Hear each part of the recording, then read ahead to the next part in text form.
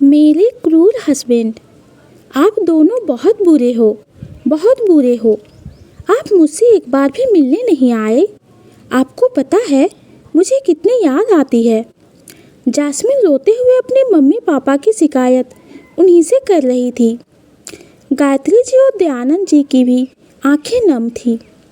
दयानंद जी ने जैस्मिन के सिर पर हाथ फेरा तो जैस्मिन जल्दी से उनके गले लग गई। मोक्ष भी देख रहा था कि जैस्मिन कितनी इमोशनल हो गई है अपनी फैमिली को देखकर। सच में जैस्मिन अपनों से बहुत प्यार करती है। मोक्ष अपनी ही सोच में था कि उसे जैस्मिन के हंसने की आवाज़ आई। उसने देखा कि जैस्मिन आकाश से गले लगे हंस रही है। आकाश को देखकर मोक्ष की आंखें छोटी हो गई। ये कौन है और ये इतना चिपक क्यों रहा है? जैस्मिन का भाई तो लग नहीं रहा। अब आगे कुछ देर में ब्रेकफास्ट के बाद सब रूम में थे। उनके लिए सेकेंड फ्लोर के रूम्स ओपन करवा दिए गए थे। गायत्री जी और दयानंद जी एक रूम में रेस्ट कर रहे थे और मोक्ष अपने रूम में जैस्मिन के आने का इंतजार कर रहा था। और वहीं शुभम, मयंक, कुणाल, अवनी, आकाश, जैस्मिन सब एक रूम में बैठे मस्ती कर रहे थे। आकाश अपने लेफ्ट हैंड पर सिर टिकाकर लेटा था और जैस्मिन उसे आगे बैठी थी। जैस्मिन की बैक आकाश के चेस्ट से टच हो रही थी। तभी उनके रूम में मोक्ष आया तो सब उसे देखने लगे। तभी शुभम ने कहा, अरे जीजू आप आइए ना, हम सब लूडो खेल रहे हैं। You join us. शुभम की बात पर मोक्ष ने बस एक मुस्कान पास कर दी और जाके जैस्मिन के सामने बैठ गया। तभी अवनी ने कहा, चलो गेम स्टार्ट करते हैं, मैं रेड लूँगी। तभी शुभम ने कहा, मैं ब्लू। मयंक ने कहा, मेरा फेवरेट तो येलो है तो मैं येलो लूँगा। और फिर कुणाल ने कहा, अरे यार तुम सब हमेशा मुझे ग्रीन देते हो और फिर मैं हार जाता हूँ। तो अवनी हंसते हुए बोली, तो इसमें ग्रीन की क्या गलती? तुझे खेलना ही नहीं आता इसीलिए तो तू हार जाता है।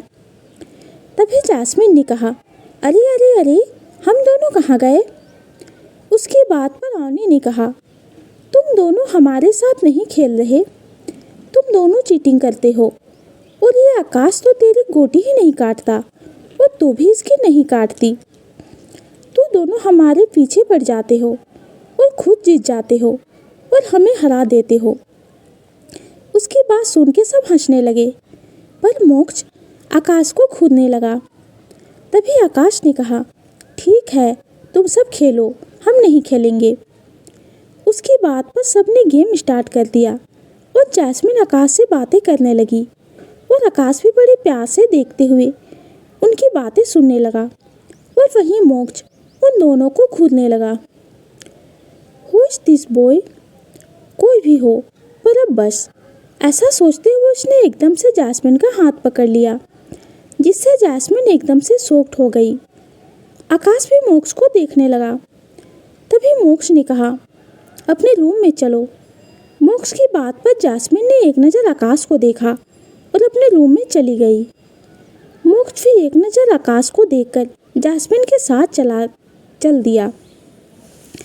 जैस्मिन रूम में बैठी थी कि मोक्ष रूम में आया और उसके पास बैठ गया। जैस्मिन अभी भी जमीन को ही घूर रही थी।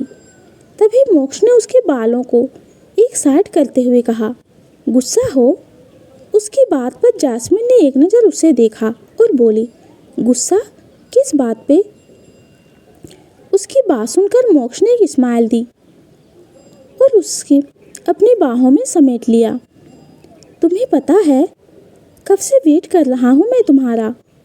उसकी बात पर जैस्मिन ने कुछ नहीं कहा और मोक्ष उसकी नेक पर अपने होठ रब करने लगा। मोक्ष की आंखें बंद थी और जैस्मिन की आंखें नम। वो मन ही मन यही सोच रही थी कि आज उसे कौन बचाएगा क्योंकि आज तो साहिल भी नहीं है। तभी एकदम से किसी ने डोर नॉक किया तो जैस्मिन मोक्ष से एकदम से अलग हो गई और विवेक अंदर आ गया। उसने एक नज़र मोक्ष को देखा और कहा, सॉरी ब्रो, अगर डिस्टर्ब किया हो तो। जास्मिन, क्या तुम आज भी मेरे साथ आ सकती हो? क्योंकि मेरे पास वर्कलोड बहुत अधिक है। हाँ हाँ विवेक, मैं आती हूँ ना। जास्मिन के ऐसा बोलते ही मोक्ष उसे देखने लगा, लेकिन कुछ कहा नहीं। और जास्मिन जल्दी से उठ के उसके पास से चली गई और विवेक भी उसके पीछे चला गया। उसके जाते ही मोक्ष एक खालीपन के साथ डोर पर देखने लगा। अचानक ही उसके फेस पर एक डेविल स्माइल आ गई। उसने अपने होठों पर एक मुस्कान लाते हुए कहा, कोई बात नहीं जास्मिन, अभी तो तुम काम कर लो, पर आज रात तुम्हारे हस्बैंड तुम्हारे लिए कुछ स्पेशल करने वाला है। पर उसके लिए मुझे किसी की हेल्प चाहिए होगी। पर किसकी लूँ? अमित भाई? नो, उसके साथ वो साहिल भी आएगा और मेरी जास्मिन से चिपका रहेगा। तो फिर विवेक? नहीं, वो भी तो जास्मिन को मुझसे दूर ही करता रहता है। ये सब सोचते हुए उसके फेस पर एक स्माइल आ गई। मोक्ष के इरादों से अनजान जास्मिन टेरेस पर बैठी विवेक की बातों पर खिलखिलाकर हंस रही थी। विवेक वैसे भी काफ़ी जॉयफुल नेचर का है और इन दिनों जास्मिन सिर्फ उससे ही अपने दिल की सारी बातें कहती थी। उन दोनों की काफ़ी अच्छी बॉन्डिंग हो गई थी। धीरे धीरे सूरज के ढलने के साथ साथ शाम अपनी मीठी हवाओं से मौसम को सुहाना बनाने लगी। उधर मोक्ष अपने कमरे में अपने प्लान्स पर काम कर रहा था। विवेक और जास्मिन बात ही कर रहे थे कि उन्हें एक मेड डिनर के लिए बुलाने आई।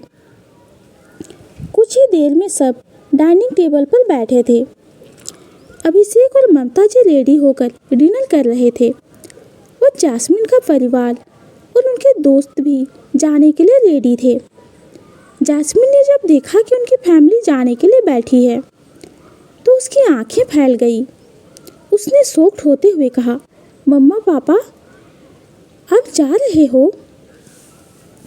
उसकी बात पर दयानंद जी ने मुस्कुराते हुए कहा, हाँ बेटा, बस मोक्ष से मिलना था, उससे मिल लिए, अब हमें चलना चाहिए। पर पापा, इतनी जल्दी? कल तक रुक जाइए ना। जास्मिन की आंखें भर गई।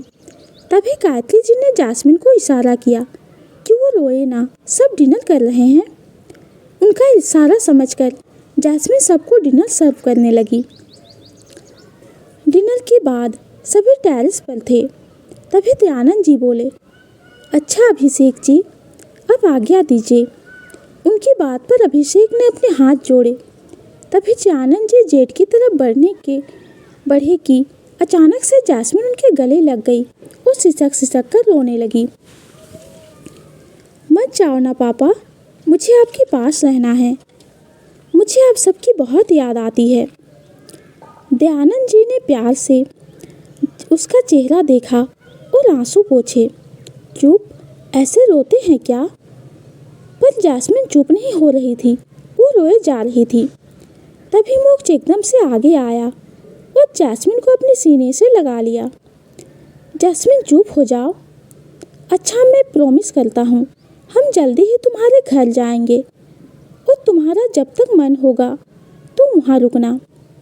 तभी दयानंद जी ने प्यार से जास्मिन के सिर पर हाथ फेरा और तुरंत मोक्ष की जेठ के अंदर चला गया, क्योंकि अगर वो थोड़ी देर रुकते तो शायद वो खुद को रोक नहीं पाते।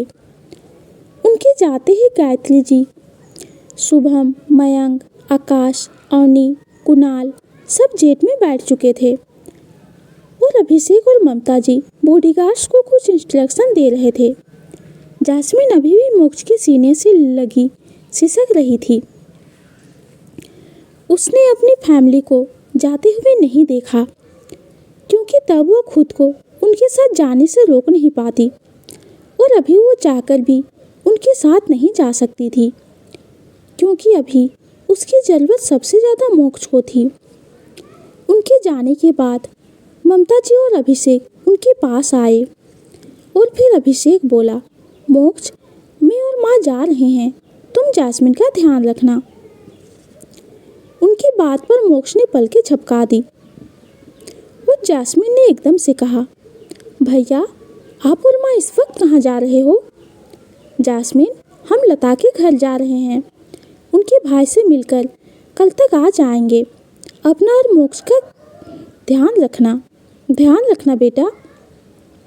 ऐसा कह के ममता जी ने प्यार से जास्मिन और मोक्ष के सिर पर हाथ फेरा और छत से नीचे जाने लगे। अब वहाँ सिर्फ विवेक, जास्मिन और मोक्ष ही बचे थे।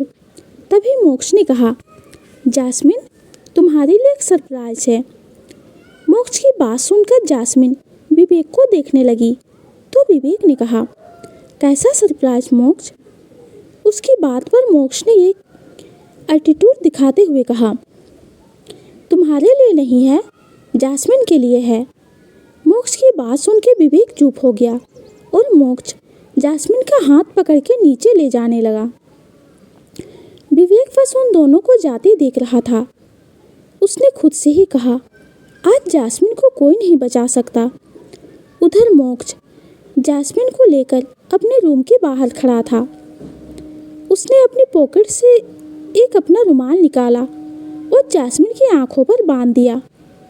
जास्मिन को जब एहसास हुआ कि मोक्ष उसकी आंखें बंद कर रहा है तो उसने कहा, मोक्ष आप क्या कर रहे हो?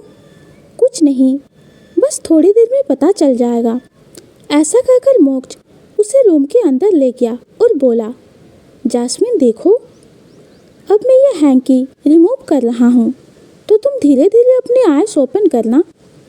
ऐसा कहकर मोक्ष ने उसकी आंखें खोल दी और जास्मिन ने धीरे धीरे आंखें खोली तो अपने रूम को देखकर हैरान रह गई और साथ में बहुत डर गई।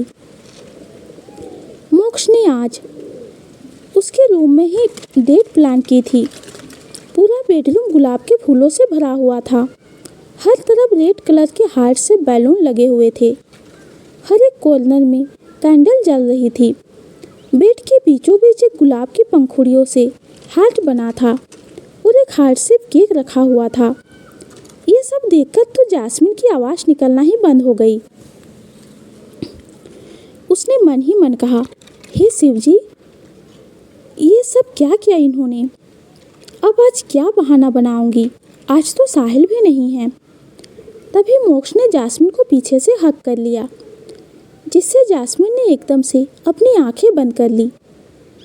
मोक्ष ने उसके कंधे पर अपनी ठोठी लगते हुए कहा, कैसा लगा सरप्राइज? उसकी बात पर जास्मिन कुछ नहीं बोली। तभी मोक्ष ने एकदम से जास्मिन को अपनी तरफ पलटा और उसके चेहरे को देखते हुए कहा, जास्मिन, आज की रात मेरे लिए बहुत स्पेशल होगी। पूरी रात सिर्फ तुम और मैं, हमें डिस्टर्ब करने वाला आज कोई नहीं है। ऐसा कह के मोक्ष ने जास्मिन को और कस के जकड़ लिया। जान, आज तुम्हें पूरी रात जी भर के प्यार करना चाहता हूँ और तुम्हारा प्यार पाना चाहता हूँ। दोगी ना मेरा साथ? इतना कहकर मोक्ष बड़ी ही उम्मीद के साथ जास्मिन का चेहरा देखने लगा। जास्मिन अभी भी उसके सीने पर अपने हाथ रखे नीचे ही देख रही थी। उसकी आंखें नम थी। उसके मन में एक ही बात चल रही थी, कैसे दूं आपका साथ? नहीं दे सकती। आप समझ क्यों नहीं रहे हैं? आपका साथ देके आपके दिल को चोट नहीं दे सकती मैं। जास्मिन को कुछ ना बोलता पाकर मोक्ष मुस्कुराने लगा। उसने मन में ही सोचा, कितनी मासूम है ये, ऐसे शर्माती है जैसे मैं पहली बार ये सब कर रहा हूँ। तभी उसने जास्मिन को धीरे से बेड पर बिठा दिया और खुद भी उसके पास बैठ गया। चलो केक कट करते हैं। ऐसा कह के उसने जास्मिन को नाइफ दिया और बड़े ही मधोसी के साथ उसका हाथ पकड़ लिया। इस वक्त मोक्ष जास्मिन के पीछे था और अपनी चीन को उसके कंधे पर रखा हुआ था और उसका एक हाथ जास्मिन के कमर पर लिपटा था और दूसरे से वो केक कट कर रहा था। केक कट करने के बाद उसने एक छोटा सा पीस लिया और जास्मिन के होठों की तरफ बढ़ा दिया। जास्मिन ने नजरें झुकाए ही केक खा लिया और मोक्ष ने मुस्कुराते हुए थोड़ा सा केक जास्मिन के गाल पर लगा दिया। जास्मिन ने थोड़ा सा केक लिया और मोक्ष को खिलाने लगी।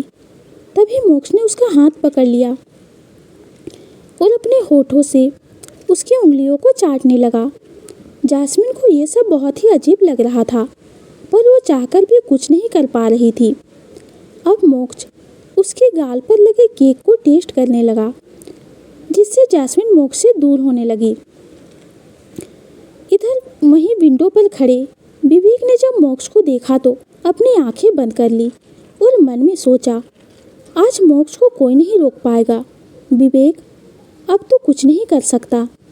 ऐसा सोचते हुए विवेक अपने रूम में चला गया। उधर मोक्ष ने उस केक को साइड टेबल पर रख दिया और जास्मिन का हाथ पकड़कर उस पर किस किया। वो अपने घुटनों के बल बैठा और जास्मिन को धीरे धीरे बेड पर लिटाने लगा। जास्मिन की आंखें बंद थी। मोक्ष उसे देखते हुए अपनी शर्ट के बटन खोलने लगा। उसने अपनी शर्ट निकालकर एक तरफ फेंक दी और जास्मिन का दुपट्टा भी एक साइड कर दिया और खुद उसके ऊपर आ गया। जास्मिन की सांसें बहुत तेज चल रही थी। उसे तो कुछ समझ ही नहीं आ रहा था कि वो अब क्या करे।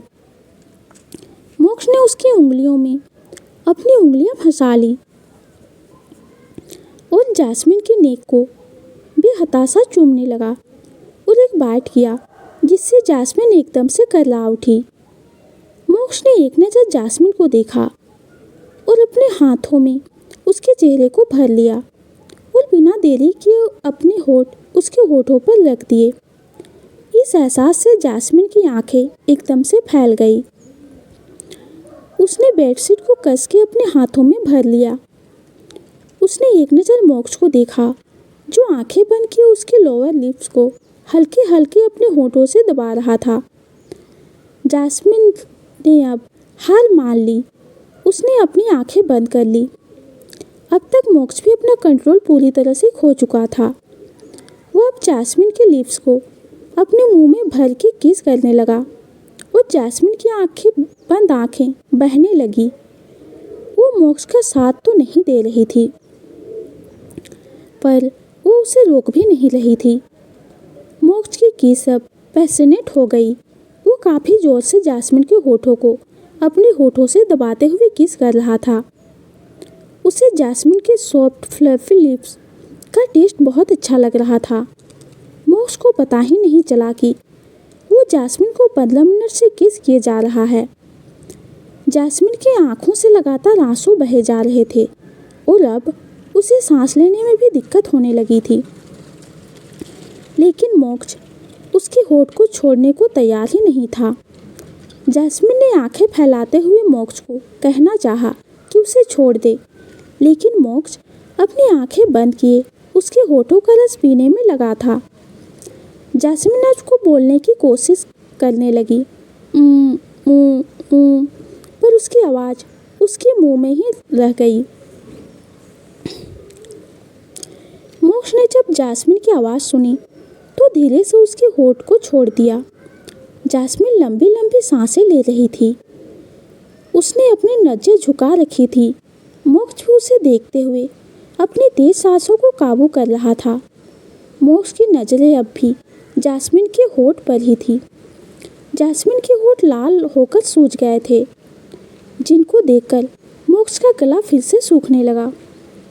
उसने जब देखा कि जास्मिन नॉर्मल हो चुकी है तो उसने बिना देरी किए फिर से अपने होठ उसके होठों से जोड़ लिए। उसके हाथ की पकड़ इस पर पहले से तेज थी। वो उसके गालों को अपने हथेलियों में भर के उसके होठों को ऐसे किस कर रहा था जैसे कितने दिनों का प्यासा हो। पर जास्मिन के अब ये बर्दाश्त से बाहर था। उसने मोक्ष के कंधों पर हाथ रख के उसे दूर करना चाहा, लेकिन उसकी कोशिश बेकार रही। वो अब रोने लगी थी क्योंकि आज वो बहुत मजबूर थी। मोक्ष को जब लगा कि जास्मिन को सांस लेने में दिक्कत हो रही है तो उसके होठों को छोड़ उसके गले पर आ गया। वो उसके गले को किस के साथ बाइट भी करने लगा। भले ही मोक्ष के टच में बेहिसाब प्यार भरा हो, लेकिन जास्मिन को आज ये ज़बरदस्ती लग रही थी। उसने हिम्मत करके दबी हुई आवाज में कहा, मोक्ष, मोक्ष प्लीज नहीं। लेकिन आज मोक्ष को जैस्मिन की बातें सुना ही नहीं आ रही थी। उसने एक झटके से जैस्मिन को पलटा और अपने दांतों से उसकी कुर्ती का डोर खोली और उसके बैग पर किस और बाइट करने लगा। जैस्मिन तकिए में मुंह छुपाए रो रही थी, पर मोक्ष जो जैस्मिन में खोया हुआ था उसे पता ही नहीं चला। मोक्ष प्लीज मत करिए। मोक्ष ने जब जैस्मिन की कुर्ती को हल्का सा ऊपर सरका दिया और उसकी बैली पर किसेस करने लगा, वो एकदम से ऊपर आया और जैस्मिन की कुर्ती उतारने लगा। जैस्मिन को अब ऐसे डर लग रहा था जैसे उसने कोई भूत देख लिया हो। मोक्ष उसकी कुर्ती को उतार ही रहा था कि जैस्मिन ने एकदम से उसका हाथ पकड़ लिया और रोते हुए बोली, प्लीज मत करिए ना। जैस्मिन की बात सुन के मोक्ष को गुस्सा आने लगा। उसने मन में सोचा, जैस्मिन मुझे मना कर रही है, पर क्यों? आज तो हमारे बीच कोई नहीं है, फिर भी मुझे करीब नहीं आने दे रही। उसने गुस्से में जैस्मिन के गालों को अपने एक हाथ से जोर से दबाया। क्या छुपा रही है मुझसे? कभी मेरे पास नहीं आती, जब मैं आता हूँ तो मुझे नहीं आने देती। ऐसा क्यों कर रही हो मेरे साथ? गलती क्या है मेरी? तो दोस्तों, आज की स्टोरी आप सबको कैसी लगी कमेंट में ज़रूर बताइए। कहानी पसंद आती है तो चैनल को लाइक और सब्सक्राइब कीजिए। कहानी सुनने के लिए आपका बहुत बहुत धन्यवाद।